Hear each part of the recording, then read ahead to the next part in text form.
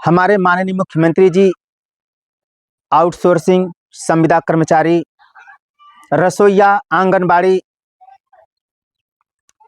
और ग्राम चौकीदार समेत जितने भी विभाग हैं, सभी विभागों की योजना माननीय मुख्यमंत्री जी ने तैयार कर लिया है। साथियों, जो विधानसभा सत्र क्रिसमस डे से एक दिन पहले जो खत्म होगा, इसमें हम सभी कर्मचारियों की जो मांगे हैं, इस बार माननीय मुख्यमंत्री जी उस पर विचार कर रहे हैं और हो सकता है कि जो विधानसभा सत्र कल 24 तारीख है, इसी पर अनुपूरक बजट पे सभी की निगाहें टिकी हुई हैं साथियों। और माननीय मुख्यमंत्री जी का मैं हृदय से नमन अभिनंदन करता हूं कि आज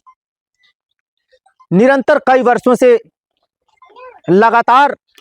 कर्मचारी धरना पे धरना देते आ रहे हैं, लेकिन मानदेय अभी आज तक किसी भी कर्मचारी का नहीं बढ़ाया गया। लेकिन इस बार जो माननीय मुख्यमंत्री जी अपने मुखार बिंदुओं से बोले हैं, इस बार यह प्रतीत होता है, स्पष्ट नजर आता है कि इस बार माननीय मुख्यमंत्री जी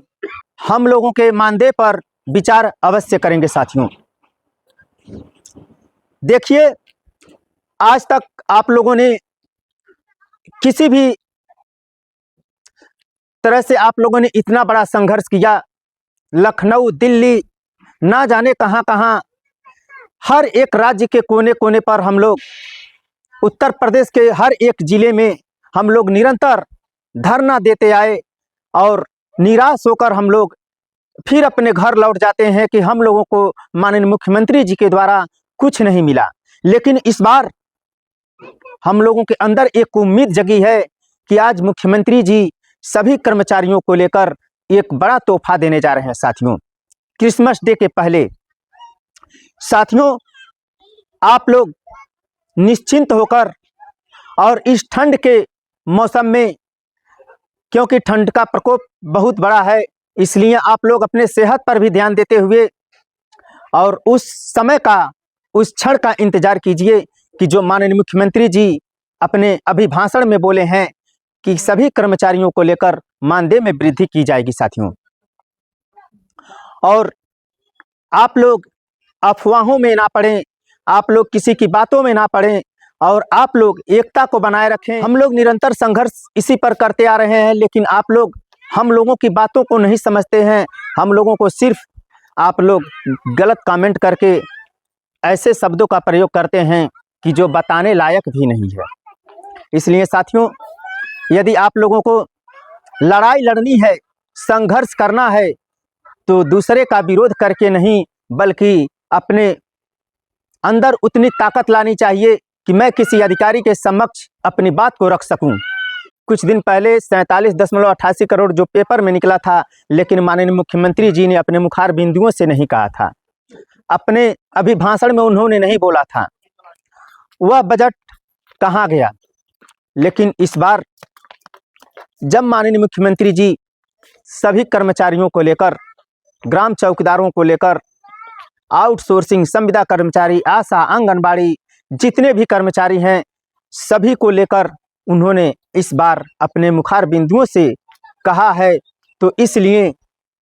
हम लोगों को अब विश्वास हो रहा है कि इस बार की बजट में जो क्रिसमस डे से पहले हम लोगों को खुशियां मिलने वाली है, नया साल के पहले खुशियां मिलने वाली है, वह खुशियां बहुत ही चंद दिनों में आप लोग के समक्ष माननीय मुख्यमंत्री जी के द्वारा अभिभाषण में सुना दिया जाएगा। साथियों, हो सकता है कि बजट पेश हो जाए, लेकिन उसमें जो माननीय मुख्यमंत्री जी ने कहा कि 1-2 महीने का टाइम लग सकता है, तो इसका जीओ आने में थोड़ा टाइम लग सकता है। लेकिन हो सकता है कि इस बार माननीय मुख्यमंत्री जी हम चौकीदारों के लिए कुछ अच्छा करेंगे, क्योंकि माननीय मुख्यमंत्री जी समझते हैं कि जो गांव में चौकीदार अकेला लाठी लेकर पूरे गांव की निगरानी करता है, उस चौकीदार का वेतन मानदेय मात्र 2500 रुपए, किस तरह से गुजारा करता होगा यह माननीय मुख्यमंत्री जी भली भांति जानते हैं। गांव में चौकीदार गलियों में डंडा लेकर, हाथ में टार्च लेकर रात भर घूमता रहता है और वह अपनी ड्यूटी को इस तरह से निभाने का कार्य करता है निस्वार्थ भाव से कि हमारे गांव के लोग चैन से सो सकें, किसी के घर में शोर शराबा ना हो, किसी प्रकार की किसी को दिक्कत ना हो। और वह चौकीदार मात्र 2500 रुपया पाता है। आज चौकीदार अपनी आवाज़ को इसलिए उठा रहा है कि सरकार के द्वारा कई ऐसे विभाग हैं जिनको अच्छा वेतन, अच्छा मानदेय मिल रहा है, उनके परिवार खुशियों से जी रहे हैं, किसी भी प्रकार की कोई दिक्कत नहीं हो रही है। लेकिन आज चौकीदार अकेला पूरे गांव की निगरानी करता है, उसके जान माल को भी खतरा होता है। वह अपने आप पर जो भी जान माल का खतरा होता है वह उसका फिक्र किए बगैर गांव की निगरानी करता है। वह समझता है कि मुझे सरकार इसीलिए रखी है कि मैं गांव की निगरानी करूं, मैं चौकन्ना रहूं। जिस तरह से हमारे देश के प्रधानमंत्री एक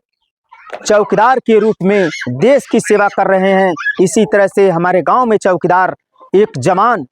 अपनी अकेले दम पर पूरे गांव को संभालता है, लेकिन आज उसको मात्र 2500 रुपया दिया जाता है। यह कहां का न्याय है? आखिर चौकीदार अपने बच्चों का परवरिश, अपने घर वालों का परवरिश इतने अल्प मानदेय में किस तरह से करता होगा, यह चौकीदार ही समझता है। इस महंगाई के दौर में 15,000, 20,000, 40-50,000 तक लोग पाने वाले इस महंगाई से जूझ रहे हैं, तो 2500 रुपया पाने वाला के ऊपर क्या गुजरता होगा साथियों। और आप लोग निश्चिंत रहें, इस बार उम्मीद है कि माननीय मुख्यमंत्री योगी बाबा जी चौकीदारों के लिए कुछ जरूर करेंगे और अच्छा करेंगे। यदि ऐसा नहीं होता है तो हम लोग एक विशाल धरने का आयोजन करने का कार्य करेंगे, जो जब तक मुख्यमंत्री जी हम लोगों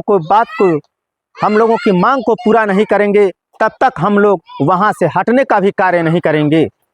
क्योंकि इस बार मुख्यमंत्री जी ने अपने अभिभाषण में कहा, तो इसलिए हम लोगों को इस बार संपूर्ण विश्वास है कि माननीय मुख्यमंत्री जी हम लोगों के लिए जरूर कुछ करेंगे साथियों।